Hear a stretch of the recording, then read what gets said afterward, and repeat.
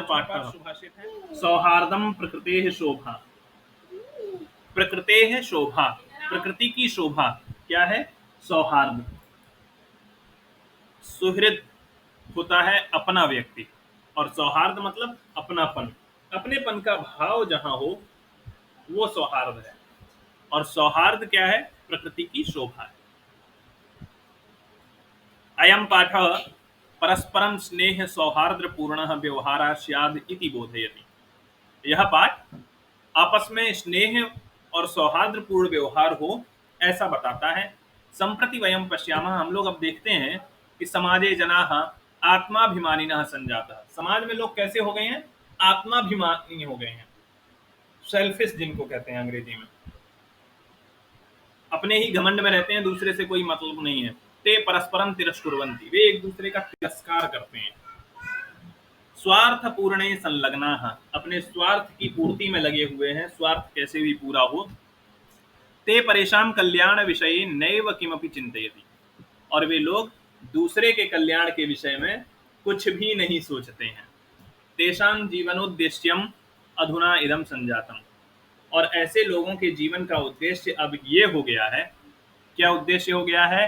कहा नीचैहि अनीचैर अति नीच नीचैहि, नीच उपाय से, सर्वैहि उपायैहि, नीच हो, अनीच हो, अति नीच हो, नीच अनीच अति नीच, नीच से भी उपाय, किसी भी उपाय से फलमेव साध्यम, फल का ही साधन होना चाहिए। मतलब अपनी स्वार्थ सिद्धि के लिए वो नीचता की सारी हदों को पार कर जाते हैं। नीचैरनीचैरतिनीच नीचैः सर्वैः उपायैः फलमेव साध्यम अधुना इदम जीवन उद्देश्यम संजातम। आगे कहा अतः समाजे पारस्परिक स्नेह संवर्धनाय अस्मिन् पाठे पशुपक्षिणां माध्यमेन समाजे व्यवहृतम् आत्माभिमानं दर्शयन् प्रकृतिमातुः माध्यमेन अन्ते निष्कर्षः स्थापितः यत् कालानुगुणं सर्वेषां महत्त्वं भवति।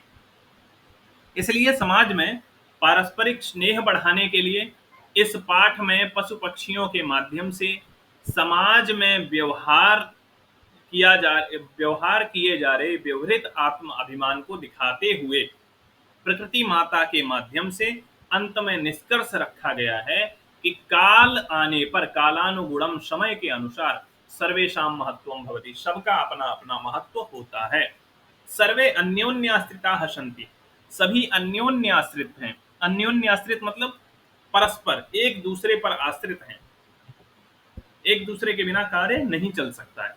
अतः अस्माभिः स्वकल्याणाय परस्परम स्नेहेन मैत्रीपूर्ण व्यवहारेण च भाव्यम।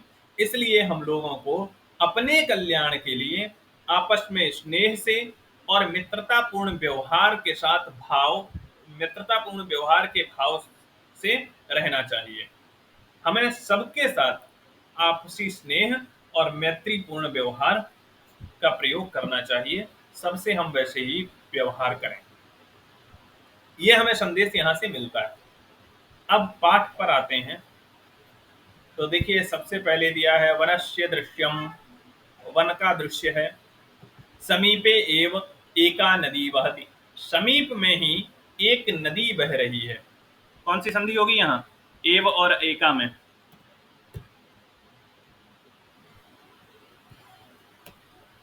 बोलिए, याद है किसी को?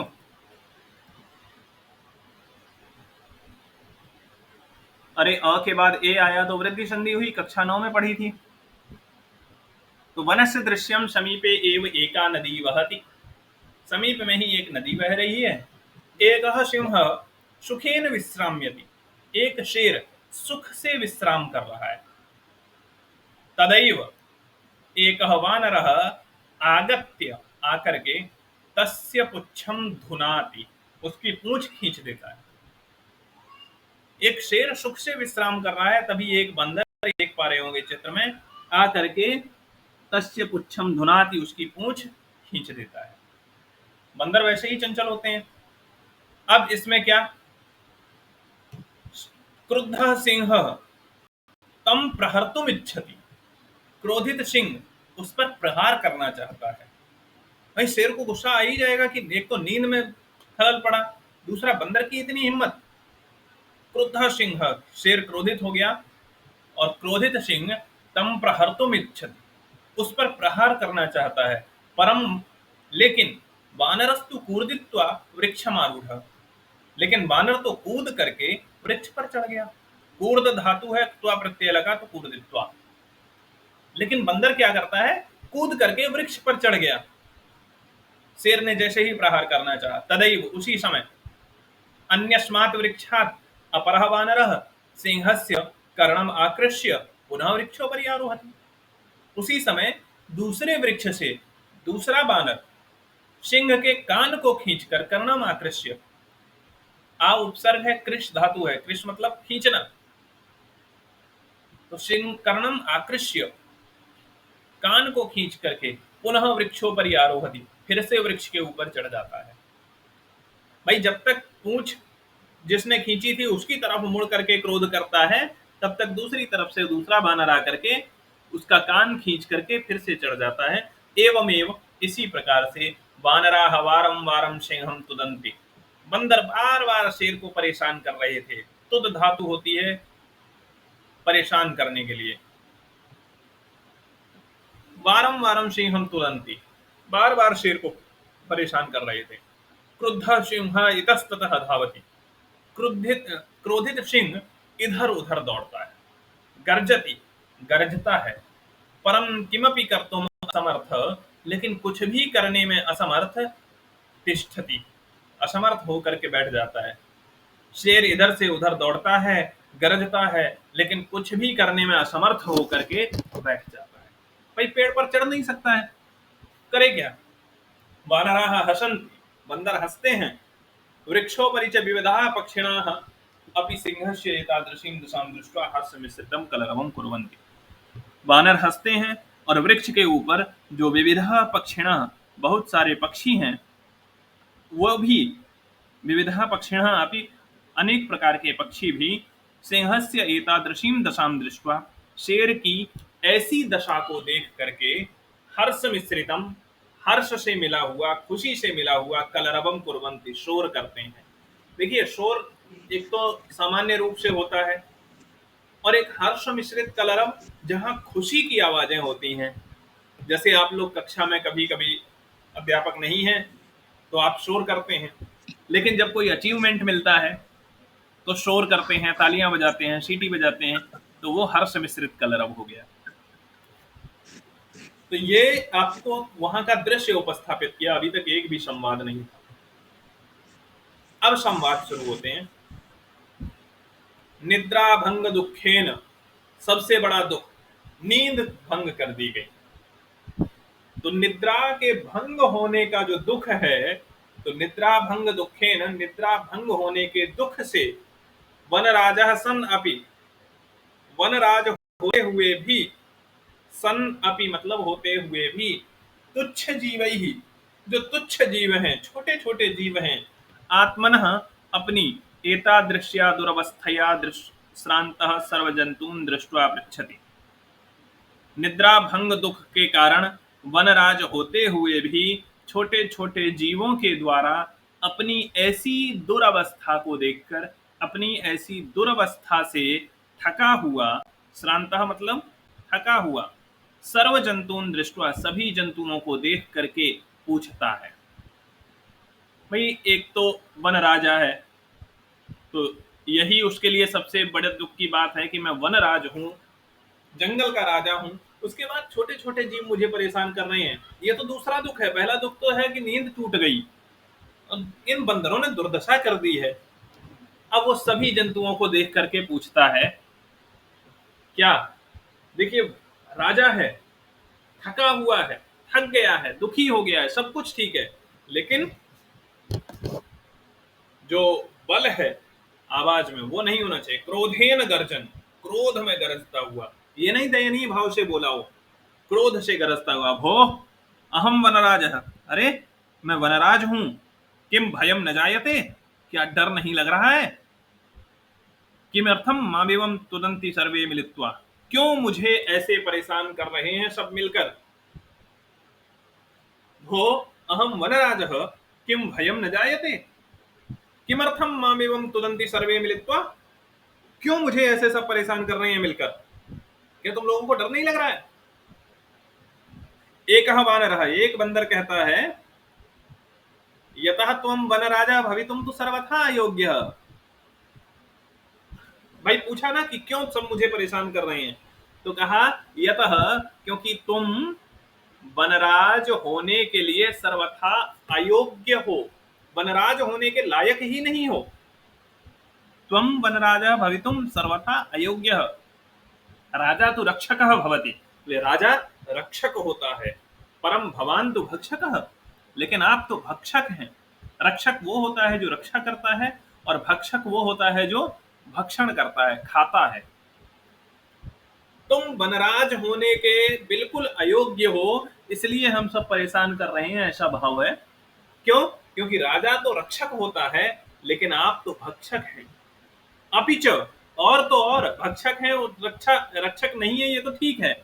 और अपिच, इसके अलावा स्वरक्षायाम अपि समर्थ न असि, अपनी रक्षा करने में भी तो समर्थ नहीं हो, हमारी रक्षा तो बाद में करोगे। तर्हि कथम अस्मान् रक्षयिष्यसि, त्वं स्वरक्षायाम अपि समर्थ नासि, अपनी रक्षा करने में भी समर्थ नहीं हो, तर्हि कथम अस्मान् रक्षयिष्यसि, तो कैसे हम लोगों की रक्षा करोगे। अब तभी दूसरा बंदर बोलता है, एक श्लोक बोल रहा है। देखिए बंदर भी कितना पढ़े लिखे हैं, पंचतंत्र जैसी पुस्तक पढ़ी है, और श्लोक बोल रहे हैं, किम न श्रुता त्वया पंचतंत्रोक्ति, क्या तुमने पंचतंत्र का ये कथन नहीं सुना है। श्रुता क्रिया है, किम न श्रुता, क्या नहीं सुनी गई है, त्वया पंचतंत्रोक्ति, तुम्हारे द्वारा ये पंचतंत्र का कथन। कौन सा? यो न रक्षति वित्रस्तान् पीड्यमाना परैः सदा, जंतून् पार्थिव रूपेण सकृतांतो न संशयः। कितना अच्छा श्लोक बोला बंदर ने। यह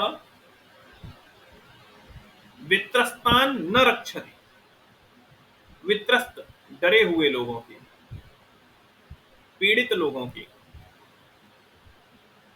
यह वित्रस्तान न रक्षति, जो डरे हुए लोगों की रक्षा नहीं करता है, जो डरे हुए लोगों को रक्षित नहीं करता है। और डरे हुए लोग क्यों?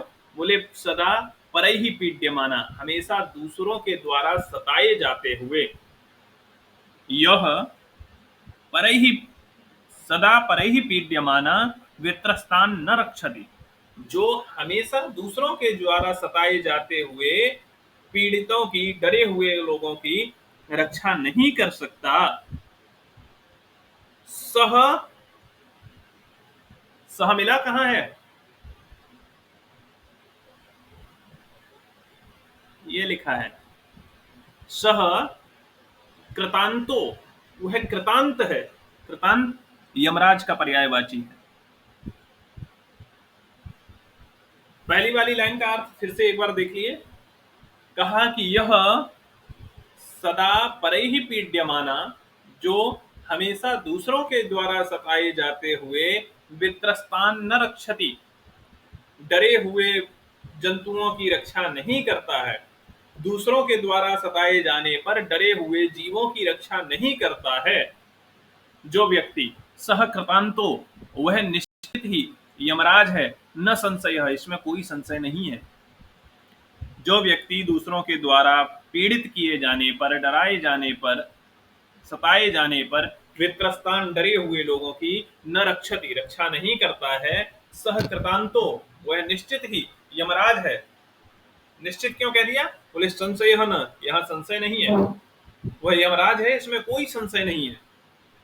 जंतून पार्थिव रूपेण, तो वित्रस्तान का विशेषण आ गया जंतून, डरे हुए जंतुओं की। तो यह सदा परैः पीड्यमाना वित्रस्तान जंतून न रक्षति, सह पार्थिव रूपेण कृतांतः संशय न, वह पार्थिव रूप में, वह भले ही मनुष्य का शरीर है, लेकिन है वो यमराज, इसमें कोई संशय नहीं है। भाई यमराज का शरीर कैसा है, किसी ने देखा है? क्या यमराज के पास शरीर है भी? ये केवल भाव है। जैसे हम कहें आत्मा, आत्मा का क्या स्वरूप है? हमारे शरीर के अंदर जो आत्मा है उसका स्वरूप हमको पता ही नहीं है, लेकिन शरीर हमारा कैसा है? बोले पार्थिव शरीर है। मिट्टी का बना हुआ है। तो वही कह रहे हैं कि सह पार्थिव रूपेण, यमराज का भी हमें नहीं पता है कि स्वरूप क्या है, शरीर है भी कि नहीं है, लेकिन जो दूसरों के द्वारा जाते हुए डरे हुए जीवों की रक्षा नहीं करता है, सह पार्थिव रूपेण, वह पार्थिव रूप में कृतांतः यमराज ही है, इसमें कोई संशय नहीं है। समझ में आया कि नहीं? Yes sir. हाँ, तो अब देख लो, कभी भी अगर कोई डरा हुआ जीव दिख जाए, कोई किसी को सता रहा हो, तो उसकी रक्षा कर लेना। नहीं तो सीधी सी बात है, पार्थिव रूपेण सह कृतांतः, मनुष्य के रूप में वह सीधी सी बात है यमराज है। यमराज भी इतने क्रूर हो सकते हैं।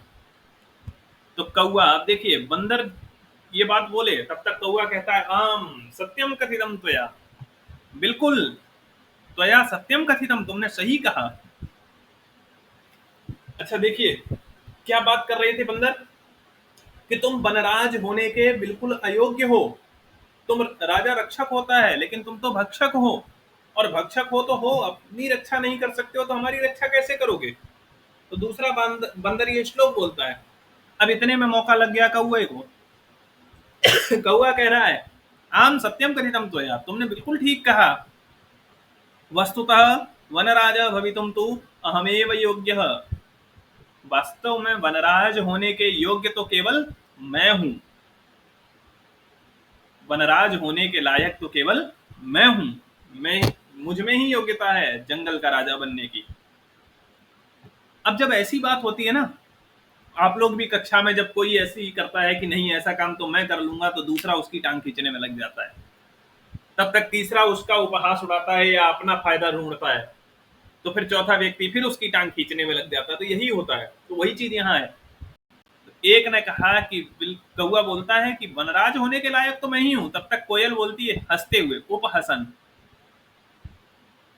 हंसते हुए, कथम त्वम योग्य वनराज भवितुम, त्वम कथम योग्य, तुम कैसे योग्य हो वनराज भवितुम, वनराज होने के लिए, कैसे? तो बोले यत्र तत्र का इति कर्कश ध्वनिना वातावरणम आकुलीकरोषि, जहां तहां का ऐसी कर्कश ध्वनि करके वातावरणम, इस वातावरण को आकुलीकरोषि, गंदा करते रहते हो। तुम वनराज बनने के योग्य कैसे हो? जहां तहां का ऐसी कर्कश ध्वनि करके वातावरण को गंदा करते रहते हो। न रूपम, न ध्वनि, न तो रूप है, न ध्वनि है, न तो अच्छी आवाज है, न रूप है, जहां देखो वहां का करके चिल्लाते रहते हो। कृष्ण वर्णम, काले रंग के, मेध्या मेध्य भक्षकम, मेध्य और अमेध्य, जो खाने योग्य है वो, और जो खाने योग्य नहीं है वो भी, भक्षकम, मेध्य अमेध्य सब खाते हो। त्वाम कथम वनराजम मन्यामहे वयम, तुमको कैसे वनराज मान ले हमरे? अब देखिए यहां पर कोयल ने कितने आरोप लगाए।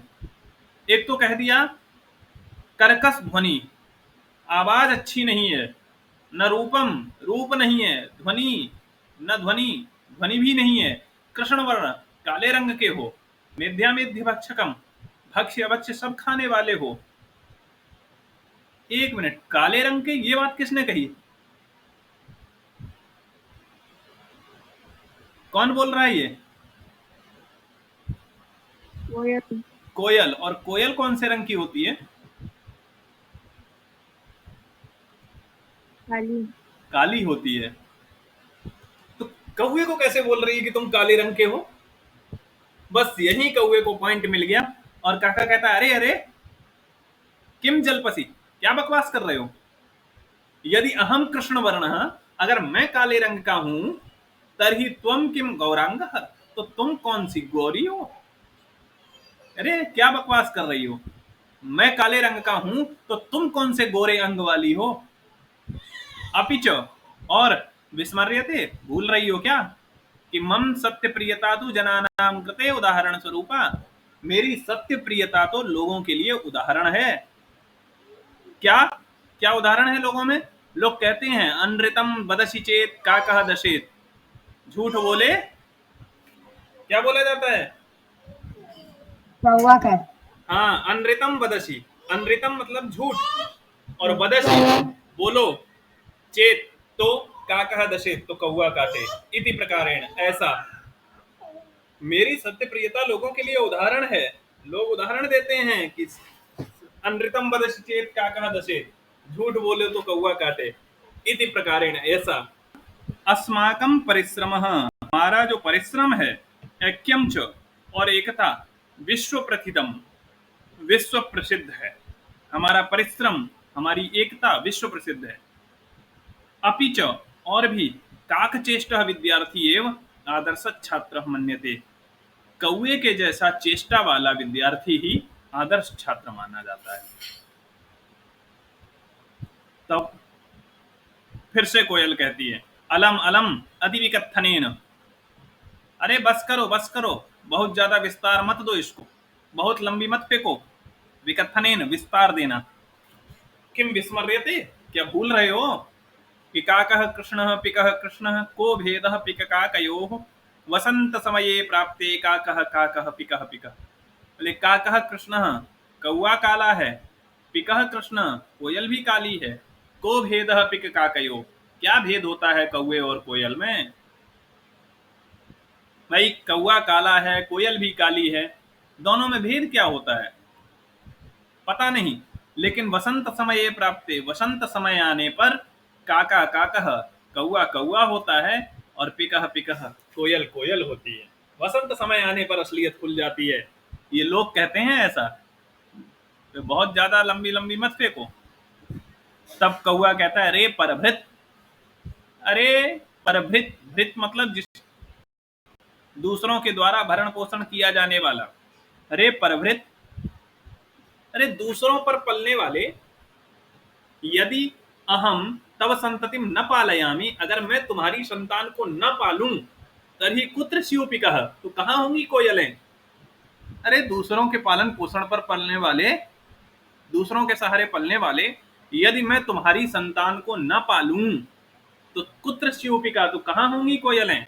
अतः अहम एव करुणा पर पक्षी सम्राट काकः, इसलिए मैं ही करुणा पर, करुणा का स्वरूप पक्षी सम्राट कौआ हूं।